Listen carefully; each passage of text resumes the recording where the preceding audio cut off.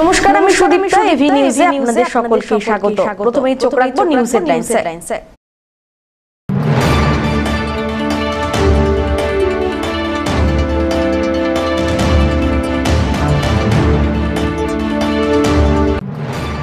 শুরু হলো আয়ুষ মেলা। জলপাইগুড়ির শরৎচন্দ্রদেব রায়কথ সাংস্কৃতিক কলা কেন্দ্রে শুরু হলো এই বিশেষ মেলা।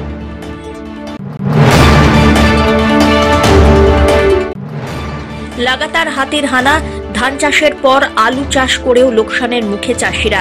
আতঙ্কে দিন কাটছে কৃষকদের।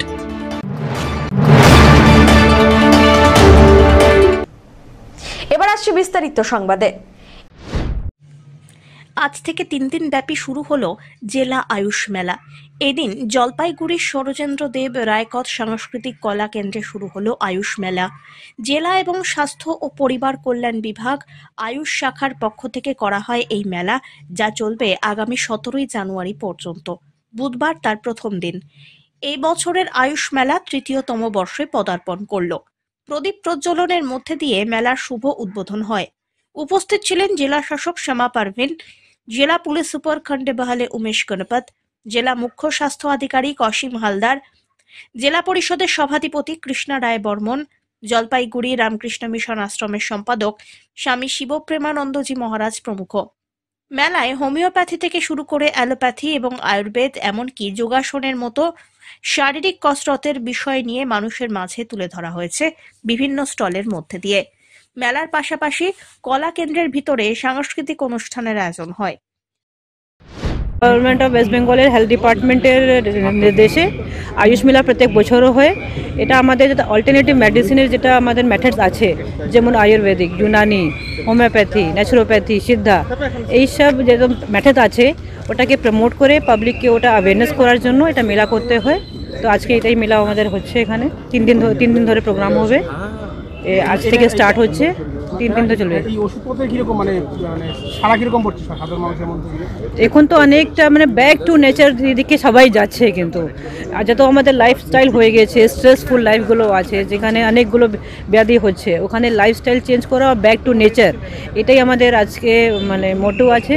আর এটা নিয়ে কিন্তু অনেক পাবলিকও খুব অ্যাওয়্যার আছে। সবাই কিন্তু ন্যাচুরোপ্যাথি আর হোমিওপ্যাথিক দিকে অনেকটা আপনারাই দেখবেন, আপনার বাড়িতেও দেখবেন অনেকটা ডাইভার্ট হয়েছে।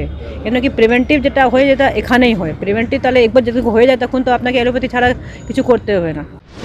3 দিন ব্যাপী আয়ুষ মেলা শুরু হলো, জলপাইগুড়ি আয়ুষ মেলা এবার 3য় বর্ষে পড়েছে।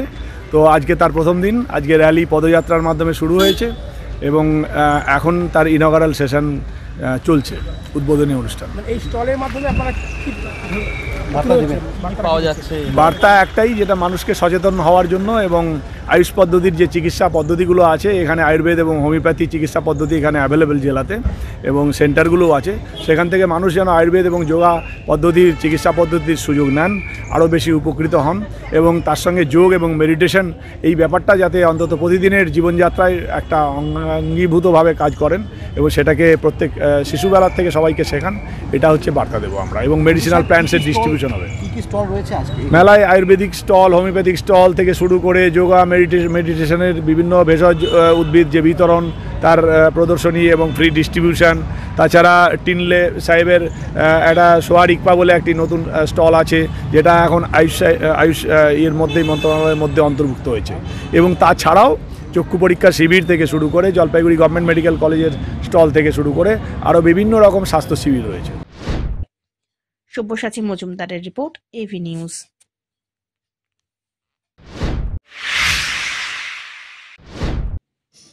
মোট 6 দফা দাবি নিয়ে পশ্চিমবঙ্গ নস্যশেক উন্নয়ন পরিষদের জলপাইগুড়ি জেলা কমিটির ডেপুটেশন কর্মসূচি অনুষ্ঠিত হল জলপাইগুড়ি জেলা শাসকের দপ্তরে। বুধবার মিছিল করে সংগঠনের সদস্যরা জেলা শাসক দপ্তরের সামনে উপস্থিত হন। রাজ্যের মুখ্যমন্ত্রীর উদ্দেশ্যে জেলা শাসকের মাধ্যমে ডেপুটেশন তুলে দিতে এদিন হাজির হন তারা। অন্যান্য দাবির সঙ্গেই ভূমিপুত্র স্বীকৃতির দাবি ছিল প্রধান। সংগঠনের কেন্দ্রীয় কমিটির সভাপতি বজলে রহমান জানিয়েছেন, তাদের মোট 6 দফা দাবি। এদের মধ্যে ভূমিপুত্র স্বীকৃতির দাবি অন্যতম। আসাম মডেলে এখানেও ভূমিপুত্র স্বীকৃতি দিতে হবে। এছাড়াও তেলেঙ্গানার মতো ইংলিশ মিডিয়াম আবাসিক স্কুল তৈরি করতে হবে। ইমামদের ভাতা বৃদ্ধি, মাদ্রাসাগুলিকে সরকারি স্বীকৃতি এবং পরিকাঠামোগত উন্নত করার দাবিও জানানো হয়েছে। আমরা পশ্চিমবঙ্গ নস্যশেখ উন্নয়ন পরিষদের পক্ষ থেকে আজকে আমরা 6 দফা দাবি সামনে নিয়ে আমরা জলপাইগুড়ি ডিএম ডেপুটেশনে আসছি। আমাদের এখানে মুখ্য দাবি ভূমিপুত্রের অধিকার। আমরা এখানকার যারা নস্যশেখ, শেরশাবাদিয়া, মমিন, ভাটিয়া, পাহাড়িয়া মুসলিম আছি, আমরা ভূমিপুত্রের স্বীকৃতির দাবিটা হচ্ছে আমাদের মুখ্য দাবি। এছাড়া আমাদের দাবি আছে ইংলিশ মিডিয়াম স্কুল মাইনরিটি ফান্ডের টাকায় মাইনরিটি এলাকায় তেলেঙ্গানা সরকারের মডেলে আমাদের এখানে আবাসিক ইংলিশ মিডিয়াম স্কুল দিতে হবে। আমাদের যারা ইমাম মুয়াজ্জিন আছে তাদের ভাতা বৃদ্ধি করতে হবে। আমাদের এখানে আনএডেড মাদ্রাসা আছে প্রায় 600-র মতো, সেগুলো ওয়েটিং লিস্টে আছে, সেগুলোকে অবিলম্বে স্বীকৃতি দিতে হবে এবং তাদের ইনফ্রাস্ট্রাকচার পরিকাঠামো উন্নয়ন করতে হবে। আমরা আসাম মডেলে ভূমিপুত্র স্বীকৃতিটা চাচ্ছি এবং সেই সঙ্গে আমরা কেন্দ্র সরকারের ওয়াকফ বিল প্রত্যাহারের দাবি জানাচ্ছি। ইত্যাদি এই দাবিগুলো নিয়ে আমরা আসছি। আমরা মুখ্যত আজকে ডিএম সাহেবকে মুখ্যমন্ত্রীর উদ্দেশ্যে যে চিঠি দেব তার মধ্যে সর্বাধিক গুরুত্ব হচ্ছে ভূমিপুত্রের অধিকার। ধীমান রায় রিপোর্ট, এভি নিউজ।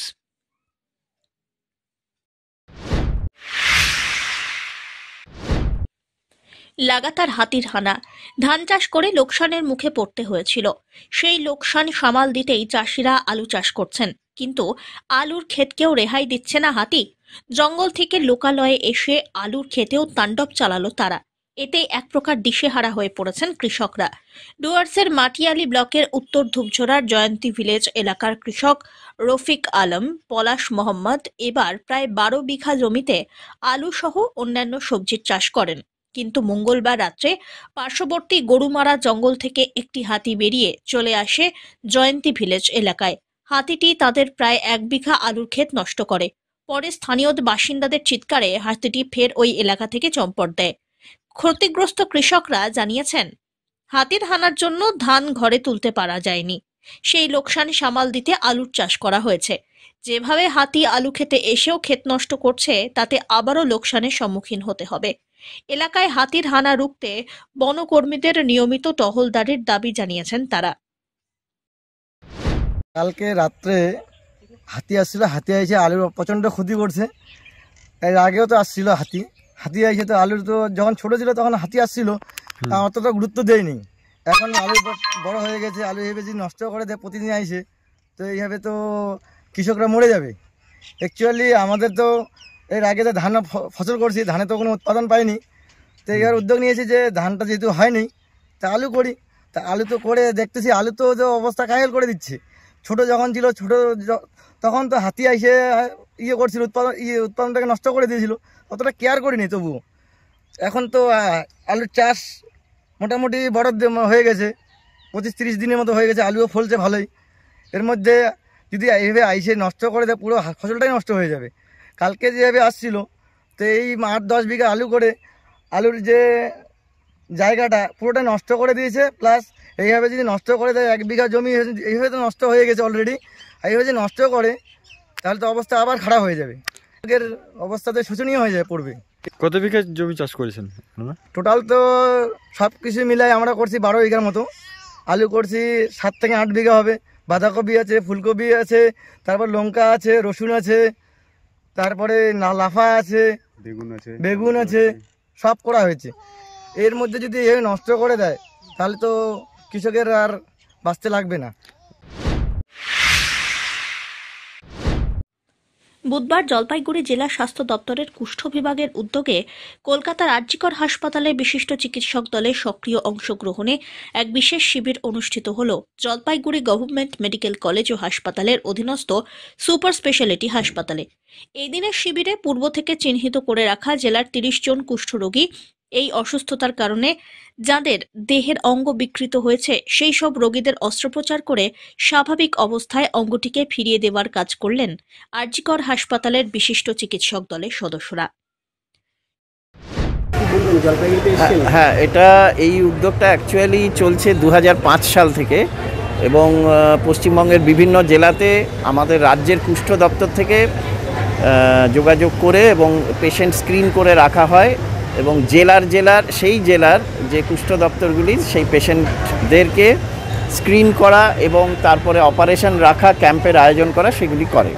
এবং জলপাইগুড়ি জেলাতেই গত প্রায় 7-8 বছর ধরে ক্যাম্প চলছে। আগে ডিস্ট্রিক্ট হসপিটালে হতো, তারপর সুপার স্পেশালিটি হসপিটাল হলো এটি, এখন মেডিকেল কলেজ, এখানেও মেডিকেল কলেজে গত 3 বছর ধরে হচ্ছে। এবং এর জন্য আমাদের রাজ্য কুষ্ঠ দপ্তর এবং স্টেটের মানে জলপাইগুড়ি জেলার কুষ্ঠ দপ্তর এবং সিএমওইচ স্যারের অফিস থেকে সমস্ত রকম সহায়তা পাওয়া যায়। এবং এই জলপাইগুড়ি মেডিকেল কলেজ হচ্ছে ভেন্যু, এখানকার সুপারিনটেনডেন্ট সাহেব এবং প্রিন্সিপাল সাহেব এবং যারা আছেন অন্যান্যরা তারা সকলের সহযোগিতায় ক্যাম্প চলে। তো এইবার আমরা 30 জন পেশেন্টের করছি এবং তাদের ফলো আপ সবই করা হবে এখানে কুষ্ঠ দপ্তর থেকে। আরজিকর মেডিকেল কলেজ থেকে আমরা এসছি 7 জন, আমরা সার্জন এবং সেই দিয়ে আমরা অপারেশন করছি। আজকে থেকে অর্থাৎ 15 থেকে 17 তারিখ পর্যন্ত এই 3 দিন জলপাইগুড়ি গভর্নমেন্ট মেডিকেল কলেজে আমাদের স্বাস্থ্য দপ্তরের ব্যবস্থাপনায় এখানে 3 দিনব্যাপী অঙ্গবিকৃতজনিত কুষ্ঠ রোগীদের অপারেশন করা ব্যবস্থা করা হয়েছে ফ্রি অফ কস্টে। এবং আমাদের জলপাইগুড়ি জেলায় এই ক্যাম্পটা হচ্ছে 5টা ডিস্ট্রিক্ট মিলে, জলপাইগুড়ি, আলিপুরদুয়ার, কুচবিহার, কালিম্পং এবং দার্জিলিং জেলা। এই 5টা জেলা থেকে মোটামুটি আমাদের মোট পেশেন্ট ভর্তি হয়েছে 30 জন। তার মধ্যে জলপাইগুড়ি জেলারই আছে 25 জন এবং কুচবিহার জেলার 3 জন আর আমাদের দার্জিলিং জেলার 2 জন। ইমান রায়ের রিপোর্ট, এভি নিউজ।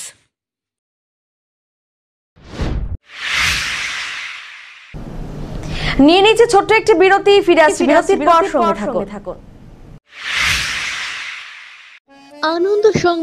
আনন্দ সংবাদ জলপাইগুড়িতে এই প্রথমবার জিন্দাল গ্রুপ অফ কোম্পানির জেএসডব্লিউ পেইন্টস নিয়ে এলো আপনাদের সুপরিচিত আগারওয়ালা ট্রেডার্স।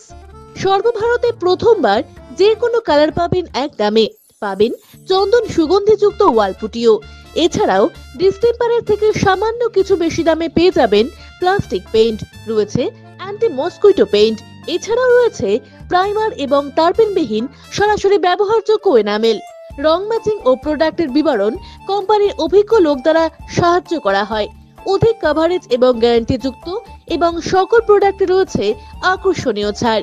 তাই দেরি না করে আজই আসুন আমাদের ঠিকানায়। আমাদের ঠিকানা Agarwala traders, Shantipara public bus স্ট্যান্ডের বিপরীতে। যোগাযোগ করুন 8927362340 অথবা 9775195041 এই নম্বরে। ফণীন্দ্রদেব প্রাথমিক বিদ্যালয়ে প্রাক প্রাথমিক বিভাগের স্কুলের প্রথম দিন নবীন বরণ অনুষ্ঠানের মাধ্যমে শিশুদের বরণ করে নেওয়া হলো। এদিন বিদ্যালয়ে প্রবেশ পথে ফুল চন্দন দিয়ে নবাগত ছাত্রদের বরণ করে নেওয়া হয়। পাশাপাশি শিশুদের ক্লাসে শিক্ষক শিক্ষিকারা পেন এবং মিষ্টি ও ছুটির ক্যালেন্ডার তুলে দিলেন। সুন্দরভাবে শিশুদের বরণ করে নেওয়ার ফলে খুশি অভিভাবকরাও। প্রধান শিক্ষক জহিরুল ইসলাম জানান, প্রাক প্রাথমিক নতুনভাবে ভর্তি হওয়া ছাত্রদের বরণ করে নেওয়া হলো। ছোট ছোট শিশুরা বাড়ির পরিবেশ থেকে নতুন পরিবেশে তাদের মনের ভীতি কাটাতেই এই অনুষ্ঠানের আয়োজন করা হয়, যাতে স্কুলের পঠন পাঠনে কোনো ভীতি কাজ না করে, তার জন্যই এই বিশেষ উদ্যোগ। আজকে 2025 সালের পেটের বাচ্চাদের নবীন বরণ করে নেওয়া হলো এবং ক্লাসরুমটাকে সাজানো হয়েছে নানা রকম বেলুন দিয়ে, বাইরে কার্টুন আছে। বাচ্চারাকে মনোরঞ্জনের মধ্য দিয়ে যাতে পড়াশোনাটা হয়, ওরা খুব আনন্দদায়ক পাঠদান করতে পারে, স্কুলে আসার একটা উৎসাহ পায়। সেজন্যই আমাদের এই আয়োজন। আমাদের সকল শিক্ষক শিক্ষিকারা তারা এখানে খুব সহযোগিতা করছেন, দিনরাত পরিশ্রম করে এই পরিবেশটা তৈরি করছেন। আমার তরফ থেকে সবাইকে ধন্যবাদ জানাচ্ছি। আমার আজকে ওদের দরবেশ দেওয়া হলো, ক্যালেন্ডার দেওয়া হলো, একটা গিফটের প্যাকেট দেওয়া হলো দিয়ে আজকে ওদের এবং ফুল গোলাপ দিয়ে পুষ্প বৃষ্টি করে, ওরা যেহেতু আমাদের দেশের ভবিষ্যৎ, সেই উপলক্ষে আমাদেরকে বরণ করে। সব্যসাচী মজুমদারের রিপোর্ট, এভি নিউজ।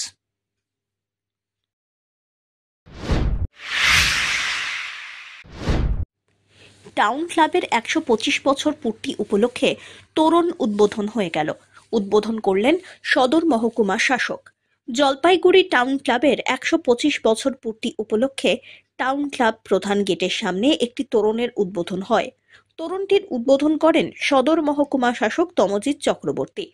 এছাড়া উপস্থিত ছিলেন জলপাইগুড়ি টাউন ক্লাবের সম্পাদক সহ অন্যান্য বিশিষ্ট ব্যক্তিরা। এই দিনে তোরণের মাধ্যমে আগামী প্রজন্মকে জলপাইগুড়ি টাউন ক্লাব নতুন বার্তা দিল। জলপাইগুড়ি টাউন ক্লাবের ১২৫ বছর উপলক্ষে বহিরাগত শিল্পীদের নিয়ে মনোজ্ঞ সাংস্কৃতিক অনুষ্ঠানেরও আয়োজন করা হয়। অমিত বণিকের রিপোর্ট, এভি নিউজ।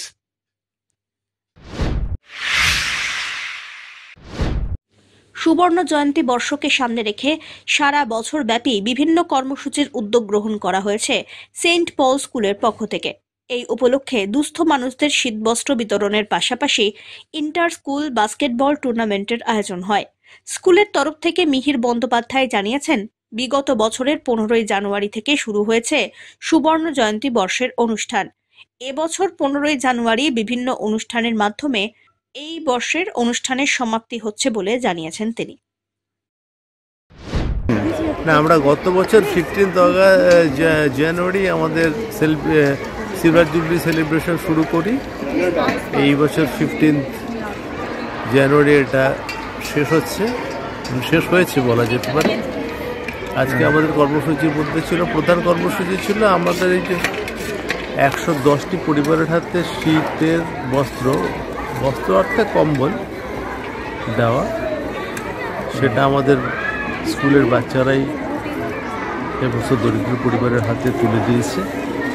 তাছাড়া আমাদের একটু স্কুলের বাচ্চাদের নিয়েই একটু নাচ, একটু গান, একটা ভলিবল টুর্নামেন্ট এবং বাস্কেটবল এর একটা ম্যাচ, এবং আমাদের স্কুলের যত ছাত্রছাত্রী এবং যুক্ত যারা আছে, শিক্ষক শিক্ষিকা, সবাই মিলে আমরা আজকে দুপুরবেলার খাওয়া দাওয়াটা এখানেই করি। ধীমান রায়ের রিপোর্ট, এভি নিউজ।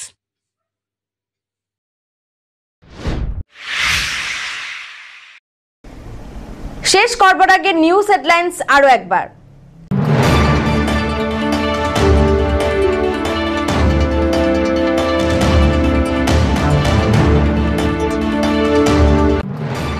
শুরু হলো আয়ুষ মেলা। জলপাইগুড়ির শরৎচন্দ্র দেব রায়কথ সাংস্কৃতিক কলা কেন্দ্রে শুরু হলো এই বিশেষ মেলা।